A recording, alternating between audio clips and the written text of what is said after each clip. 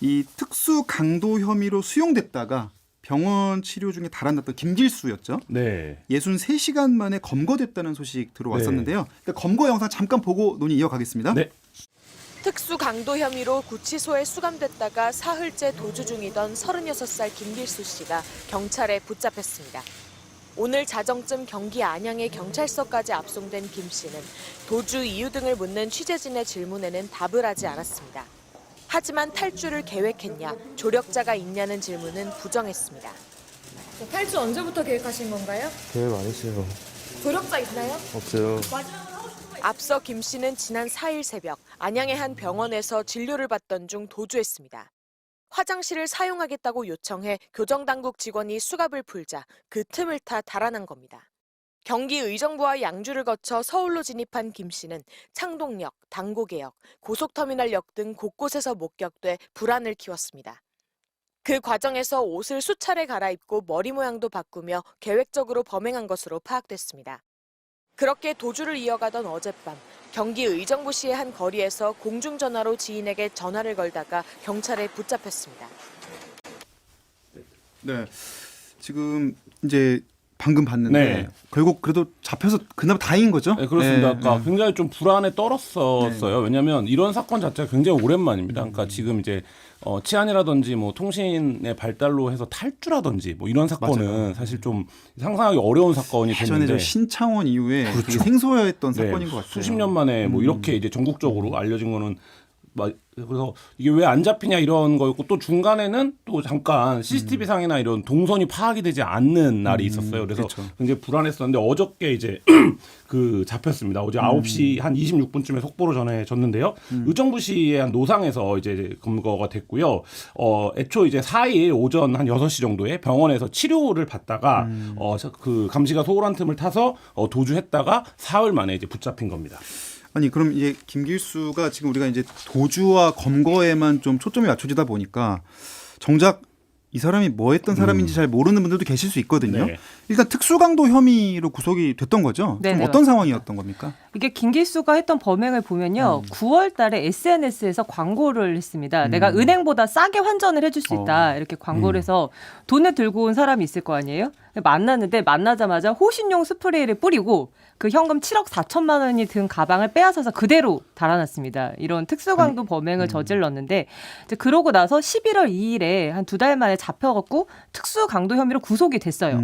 그랬는데 이제 그동안에는 법원이 이 특수강도 혐의에 대해서 출석을 하라 이렇게 요구하는데 그렇죠. 불응을 했기 때문에 구속이 된 거거든요. 그래서 이제 서울 구치소로 수용이 됐는데 이제 여기서 플라스틱 숟가락에 손잡이를 삼킵니다. 일부를. 그러니까 이것도 그게 도주를 삼킬 위해서 수가 있나요? 그렇죠. 우리가 보통은 그냥 먹을 수가 없는 일인데 이거를 삼켜요. 그래서 어. 병원 치료를 받게 된 건데 이것도 나중에 조사를 해봐야 알겠지만 뭔가 도주를 위한 계획적인 이런 게 아닌가라고 아직 의심이 뭐 되는데. 확신할 수는 네. 없습니다만. 아무튼 이것 때문에 이제 뱃속에 그게 들어가 있으니까 병원을 갔다가 이제 그날 새벽에 도주한 당일 새벽에 6시 반쯤에 좀 세수를 하겠다 이렇게 요구를 하게 해서 병원의 병실 안에 있는 화장실을 쓰다가 그러면서 잠깐 풀어준 거예요 수갑을. 근데 그 다음에 화장실 바로 이용해야 도주를, 되니까. 예, 화장실 써야 되니까 그 다음에 바로 도주해서 병실 밖으로 뛰쳐나갑니다.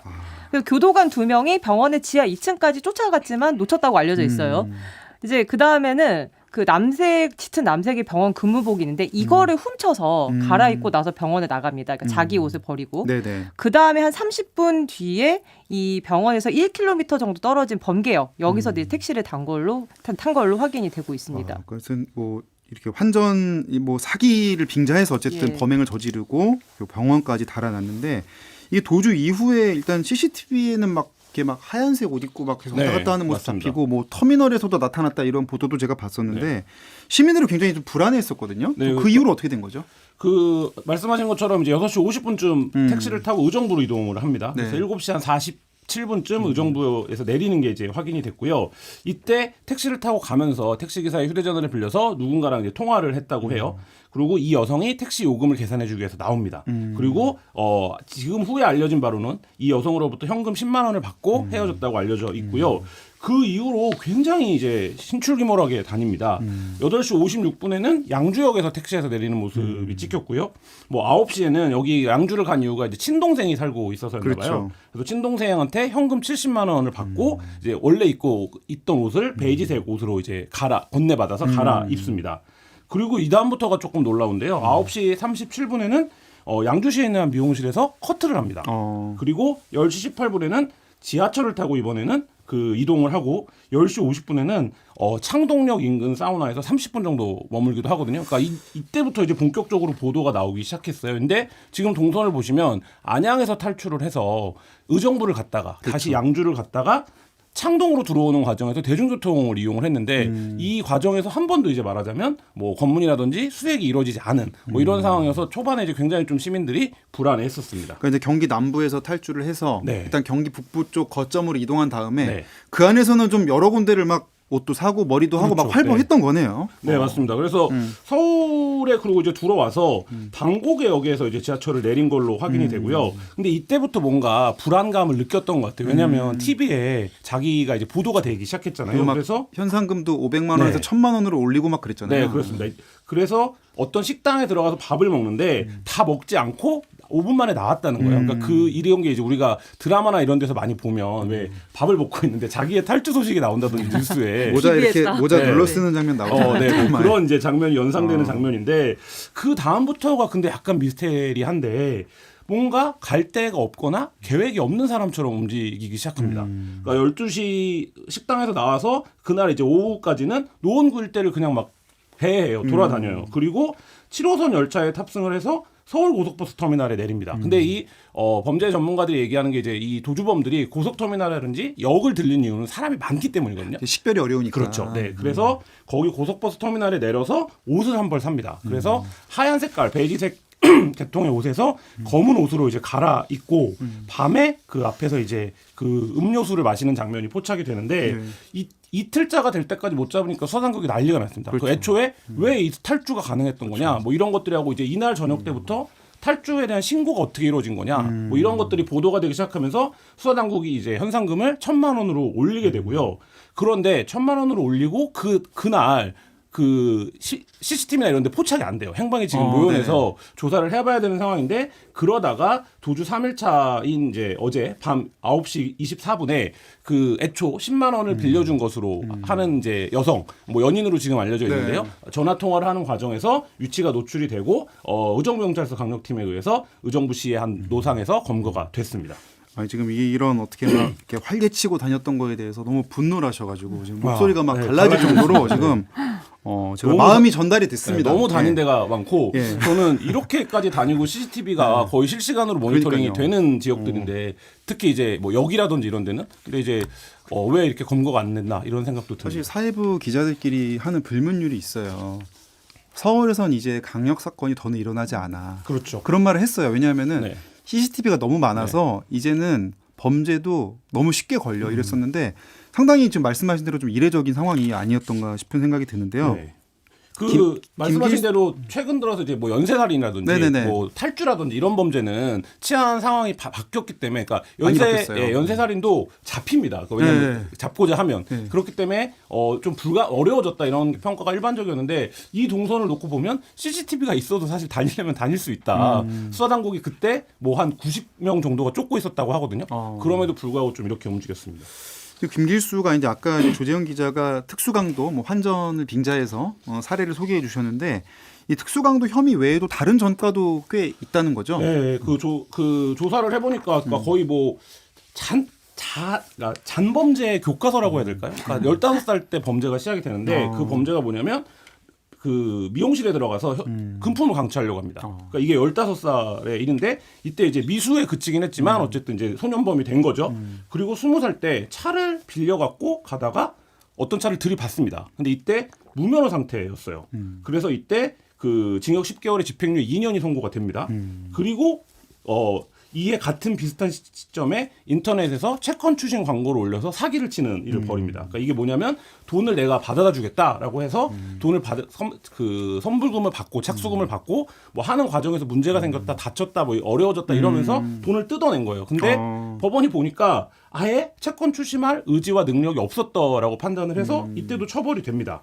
근데 이 이후에도 그 여러 가지 이제 범죄들에 자잘하게 연루됐던 것으로 지금 이제 확인이 되고 있습니다. 굉장히 많은데 그 중에 저희가 사실 이제 많은 분들이 이제 좀 불안에 떨었던 이유 중에 하나는 이게 좀 성범죄 이력도 있었다는 거잖아요, 지금. 네, 그렇습니다. 집행유예를 2번 제가 받은 걸로 기사에서 확인을 했는데 집행유예 기간이었던 2011년 4월, 그러니까 이때가 24살 때입니다. 그러니까 첫 범죄가 15살이라고 했으니까 10년 정도 사이에 그 사이에도 여러 건의 범죄를 저지르고 24살에 인터넷 채팅을 통해서 만난 여성을 이제 흉기로 위협해서 30만 원을 갈취하고 두 차례 강간한 사건을 저지르는데 이때 징역 6년을 선고받으면서 이제 형이 확정돼서 처벌을 받았는데 당시에 이제 신상정보 공개와 함께 그 고지명령 7년도 함께 선고가 됐습니다. 네네. 근데 이 김길수가 이때도 이미 굉장히 죄질이 안 좋은 범죄자인 게 재판 과정에서 나는 30만 원을 뺏은 게 아니라 상대가 성관계를 거부해서 돌려받은 거다 이렇게 주장을 했는데 이게 재판 과정에서 위증 혐의가 돼서 이것도 이제 별도로 처벌을 받았고요.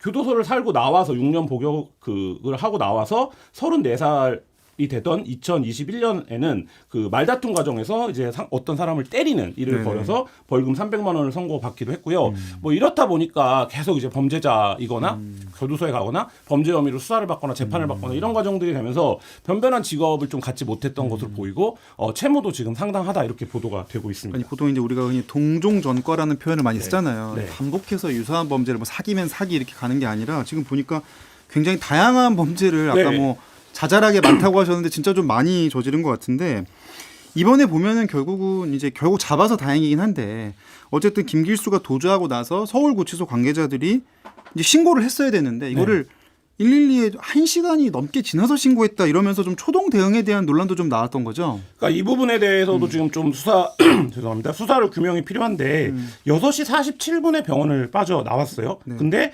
법무부 교정본부는 7시 20분에 경찰에 신고를 합니다. 그러니까 최초 신고가 애초에 30분 정도 늦은 거죠. 그러면 이미 한 번 늦었고. 그렇죠. 이 시간 사이에 뭘 했냐 이런 부분들이 이제 좀 규명이 돼야 되고요.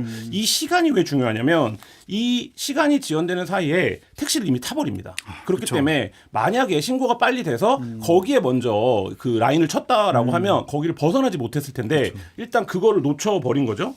그리고 이제 택시를 탑승한 시간이 6시 53분으로 확인이 되는데 5분이 지난 시점에야 교정당국 직원들한테 비상 발령 문자가 나갑니다. 그러니까 이미 택시를 타고 관할 지역을 벗어나고 난 다음에 교정당국 직원들에게 알려졌다라는 거죠. 결국 그래서 경기 북부까지 가게 된 거 그렇죠. 아닙니까? 그 이유죠. 그래서 이 부분과 관련해서 첫날, 둘째 날 기자들의 질의가 이어졌어요. 그러니까 어떻게 처리가 된 거냐, 그게 다 기록이 남아 있지 않냐라고 했는데 공개하지 않고 일단 검거하겠다 이런 입장을 밝혔고 법무부도 뭐 하루 만에 현상금을 올리는 게 좀 뭐 의지를 그런 식으로 표명했다 이런 네네네. 평가도 나왔는데요.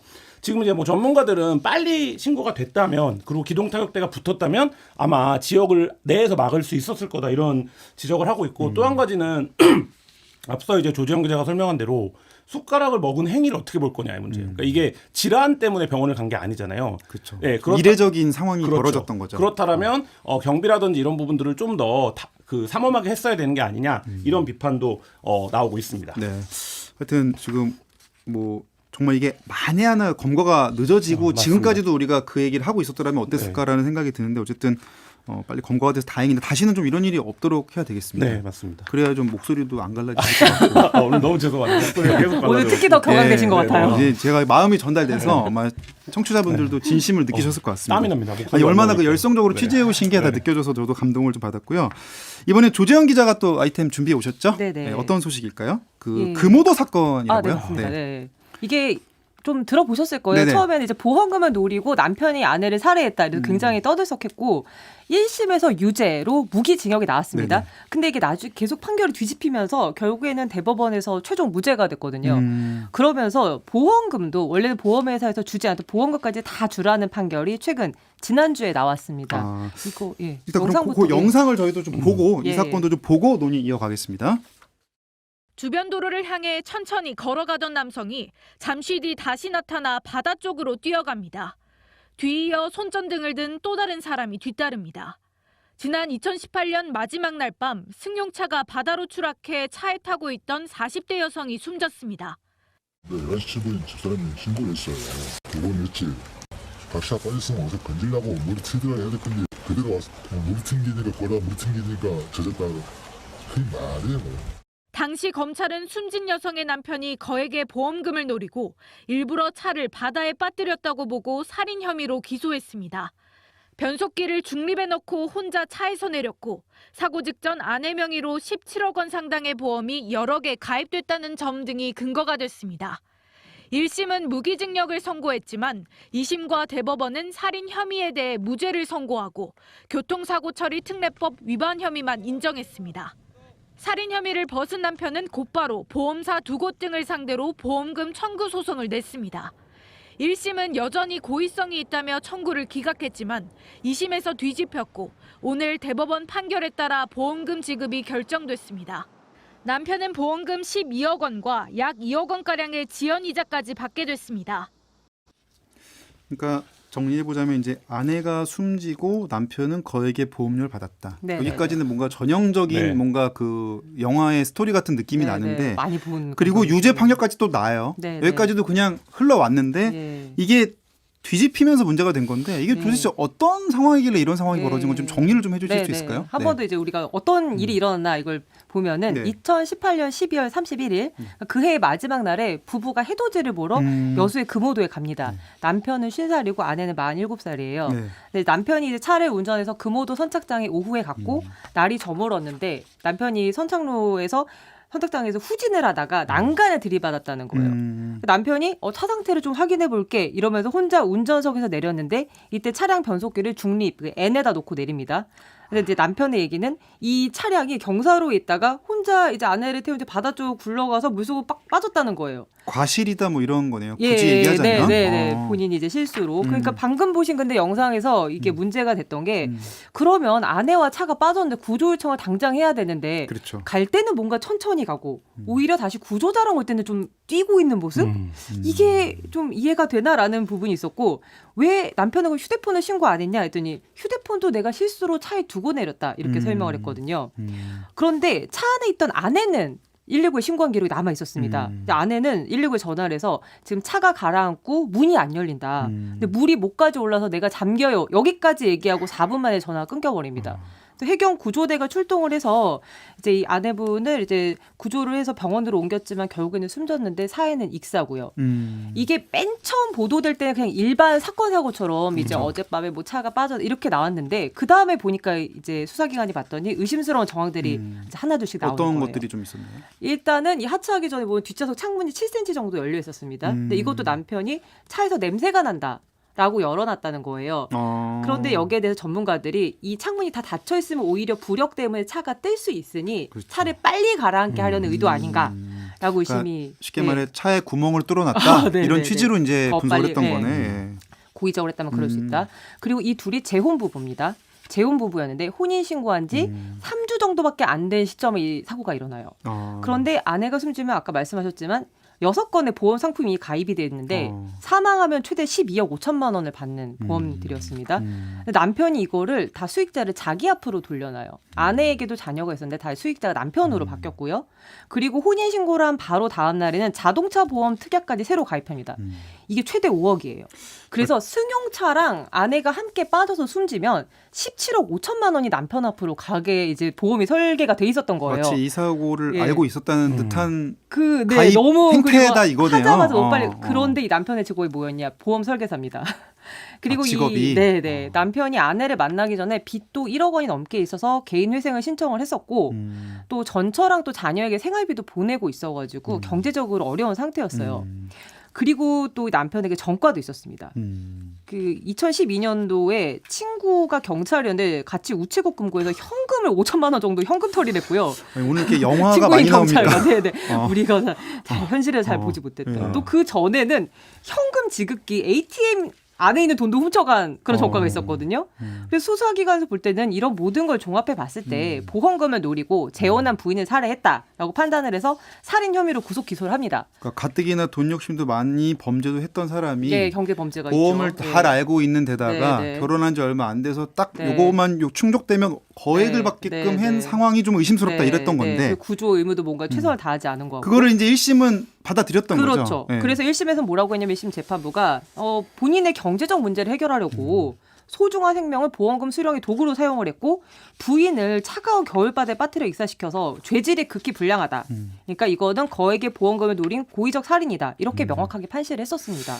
사실 근데 이렇게 여기까지 이제 나오면 네, 사실은 아 그래 뭐 우리나라 사법 시스템이 뭐 잘 돌아가네 뭐 이렇게 생각할 수 있을 것 같아요. 근데 그게 아니라 지금 1심도 유죄인데 이게 2심에서 그렇죠. 뒤집혔다는 거죠. 2심에서부터 뒤집힙니다. 음. 항소심을 진행했던 광주고법이 살인을 무죄라고 판단하고 아까 말씀하신 과실, 교통사고 처리 특례법 위반으로 과실치사만 유죄를 보고 금고 3년을 선고하는데요. 그러니까 살인은 증거가 없다고 판단을 하는 거예요. 직접 증거가 없다. 네. 그리고 또 금고랑 징역은 다른데 그 징역보다 사실 가벼운 측면이 있습니다. 왜냐하면 금고는 교도소에 감금은 하지만 노역을 일을 하지 않거든요. 네네네. 그러니까 뭐 주로 양심수나 과실범에게 선고하는 형인데 그 금고만 선고가 돼요.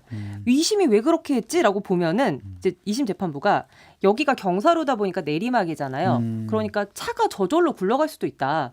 남편이 그럴 수야 있죠, 밀었다. 당연히. 그럴 수 있죠. 경사로는. 남편이 밀었다는 직접적인 증거가 없다. 그러니까 밀지 않아도 차가 혼자 내려갈 수 있다. 그리고 법원에서 실제 이때 현장 검증도 했습니다. 했는데 기어가 중립이면은 차에서 이제 그 동승자인 조수석에 탄 사람만 움직여도 차가 내려갈 수 있는 게 이제 검증이 됐다고 해요.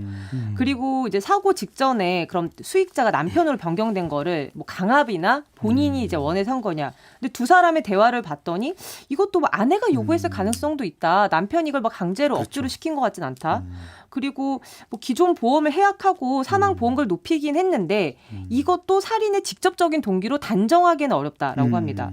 그리고 또 검찰은 남편이 이 장소를 사전에 현장 답사를 해서 굉장히 치밀하게 범행을 준비했다. 이런 내용을 기소를 했었거든요. 근데 재판부는 여기서 그런데 그렇다면은 차가 있는 데가 CCTV가 있는지 없는지를 당연히 파악했을 거 아니냐. 범행을 그렇죠. 저지르려고 했으면. 근데 여기가 CCTV 촬영 반경 안에 들어가 있어요. 그 뭔가 좀 석연치 않다라고 지적을 하거든요. 범죄 저지른 사람이 네. 촬영되는 데를 빤히 찾아서 할 일은 없다. 일단 CCTV가 있는지 없는지 볼 거 아닙니까? 그런데 이게 안타깝게도 이 CCTV가 실제로 회전이 가능해서 촬영 반경 안에 이 공간이 들어가 있었는데 사건 당시에는 바닷가가 아니라 마을 방향으로 가고 있어서 차가 어떻게 빠졌는지 밀었는지 안 밀었는지는 담겨 있지 않았어요. 근데 아무튼 재판부에서 이것도 좀 완전하게 이게 좀 명백하진 않다. 그리고 정말로 아내를 탈출을 못하게 하려면 문을 잠갔어야 되는 거 아니냐. 그렇죠. 근데 사고 당시에 차에 문도 안 잠겨 있더라. 그리고 아까 얘기했던 빚 이런 것도 개인회생 결정을 받아서 본인이 지금 매달 30만 원씩 납부를 하고 소득도 있고 그러면 살인을 뭐 계획할 만큼 경제적으로 급박한 상황은 아니었다. 이렇게 2심에서는 판단을 했습니다. 그 어쨌든 심증은 있을지 몰라도 네. 명확한 물증은 없는 상태고 네. 이런 것들이 이제 받아들여지진 않았던 건데 네. 당시 이제 대법원 판결을 또 앞두고 이제 숨진 그 아내 네. 아들이 그 국민청원을 올리기도 했다는 거죠. 네, 그래서 네. 많은 사람들이 굉장히 안타까워했었는데요. 아들은 이제 17억 5천만 원을 노렸던 여수 금호돈 살인 사건의 피해자 아들이다. 이게 이제 재혼 남편의 계획 살인으로 희생된 어머니 한을 좀 풀어달라 이렇게 얘기를 했고요. 뭐 어머니가 해주는 밥 한 끼가 너무 그립고 보고 싶다 이런 억울함을 호소하기도 했습니다. 그러니까 이 해돋이를 보러 금호도에 가서 이제 돌이킬 수 없는 참변을 당한 것이 이 재혼 남편의 이제 계획이다라는 게 아들의 입장이었고 이 보험 가입 사실도 해경과 검찰이 이제 사고 조사하는 과정에서 본인을 알게 됐다. 그러니까 근데 이제 이게 상식적으로 생각하면 아들 이름으로 하는 게 이제 일반적일 텐데 물론 여러 경우들이 있습니다만 그렇죠. 뭐 이런 부분에서 이제 의문을 제기한 거고요. 또 한 가지는 이겁니다. 지금 이제 법원이 과실로 봤던 부분, 그러니까 중립에 놓고 내린 건 실수지만 살인 의도가 있었던 거라는 걸 단정하기 어렵다라고 본 부분도 누가 이제 말하자면 경사로가 있는데 차를 주차를 하면서 운전을 한 베테랑인 오래 한 사람인데 중립에 놓고 내리냐 이 부분들을 이제 얘기를 했는데 뭐 2심 그 판결 과정 쭉 조지영 기자가 설명했지만 법률적으로는 굉장히 대응이 잘 된 케이스로 보여요. 무죄 네. 추정의 원칙. 네, 그러니까 말하자면 우리 형사법의 네. 기본 원칙이니까요. 네, 그러니까 불리한 증거들이 있지만 이 불리한 증거들을 조각할 증거를 제시함으로써 이제 이거를 그 막은 건데, 그렇죠. 근데 이제 그런 부분에 대해서 피해자 유족들은 이제 받아들이기 굉장히 어려웠던 거죠. 그래서 결국은 이제 그 아들이 그 어떻게 보면 이제 호소문까지 올렸지만 네. 결국은 대법원에서 최종 네. 무죄가 확정된 거죠. 네, 그렇습니다. 대법원은 말씀하신 것처럼 이제 고의적 범행으로 보기에 의심스러운 사정이 있다. 하지만 고의적 범행이 아닐 여지를 확실하게 배제할 수 없다. 그러니까 남편이 고의로 살해한 것이 아닐 수 있기 때문에 이 부분을 살인죄를 적용하기는 어렵다라는 2심 판결을 그대로 이제 그 인용했고요. 뭐 이 부분에 대해서는 그러니까 말하자면 살인은 의도를 갖고 하는 행위여야 되는 거고 그 의도성이나 행위에 이제 직접적인 것이 연관이 돼야 되는데 이 부분에 대해서는 좀 엄격한 판단을 내릴 수밖에 없다라는 게 이제 대법원의 당시 입장이었던 것 같습니다. 그래서 어쨌든 형사 소송은 뭐 살인죄는 아니다. 일단 이렇게 결론이 났는데 또 형사랑 민사는 또 다른 거 아니겠습니까? 그래서 보험금 청구한 거에 대해서 이제 보험사들이 야 이거 다 줄 수가 없다 하면서 이제 거부를 했는데 재판이 또 민사 재판에서도 또 승소를 한 거죠. 예, 이것도 사실은 판결이 좀 엇갈리게 나와서 또 왔다 갔다 했었는데 이제 대법원 판결이 나서 살인 혐의를 벗었잖아요. 네. 남편이 이제 바로 2달 뒤에 보험사들을 상대로 그러면 12억 원 보험금 내놔라 이렇게 청구 소송을 합니다. 근데 이때도 법원 판단이 엇갈렸던 게 1심에서는 그럼에도 불구하고 이거는 아내를 고의로 해친 경우에 해당한다. 중과실이 있어도 해당할 수 있거든요. 보험법상. 그래서 안 줍니다, 돈을. 안 주는데 2심에서는 고의 살해 여부를 단정할 수 없으니까 보험사들이 전액을 주라고 판결해요. 여기 또 보험사들이 불복을 합니다. 그래서 최종 대법원 판결이 지난주에 나왔는데 이번에도 2심 재판부의 판결을 이제 그대로 유지하면서 어떻게 했냐면 그 보험금 12억 원 다 줘라. 그리고 원래 줬어야 되는 기간보다 지금 지났지 않냐. 그러니까 이자까지 다 계산해서 주라고 합니다. 근데 이게 아시겠지만 재판에 소송에서 결과 나오는 그렇죠. 지연이 상당히 높잖아요. 그렇죠. 연 12%까지 막 이제 올라갑니다. 그래서 그 지연이자만 해도 한 2억 4천만 원 정도 돼요. 그래서 14억 원 넘는 보험금을 이제 결론적으로는 받게 됐습니다. 저희가 얼마 전에도 이제 여기 토론 네. 속화속으로 했는데 그렇죠. 그 만사 캄보디아인 아내를 이제 교통사고로 숨지게 한 의혹을 받았던 남편도 무죄가 확정되면서 최대 90억 원 보험금 받게 됐다는 소식을 전해드렸잖아요. 그러니까 이게 정말 사고로 아내를 잃고 그 막 충격과 슬픔 속에 빠져 있다가 살인자라는 누명까지 쓰게 된 남편에게 뭐 위로가 되는 돈인지 아니면 밝혀내지 못한 진실이 있는데 그냥 묻히는 건지 당사자는 알고 있지 않을까 하는 생각이 듭니다. 네, 혹시 제가 또 들을 생각은 이런 이제 경사면이 있는 해안가에는 CCTV를 좀 확충해야 되겠다는 네. 생각이 우선 드네요. 일단은 네. 들고 하여튼 일단 무죄 판결이 난 부분에 네. 대해서는 저희가 뭐 일단 우리나라 네. 사법 체계를 존중할 수밖에 없을 그렇죠. 것 같고요. 억울한 사람 한 예. 명이라도 안 들지 않겠다는 그게 취지니까요. 취지고 예, 예. 다만 이제 혹시나 억울한 또 다른 피해는 없을지 네. 두 분이 눈을 부릅뜨고 감시해 주시면 좋을 것 같습니다. 또 목이 갈라지는 사건이 나오지 않기를 바라면서 오늘 두 분 너무 감사드립니다. 네, 감사합니다. 감사합니다.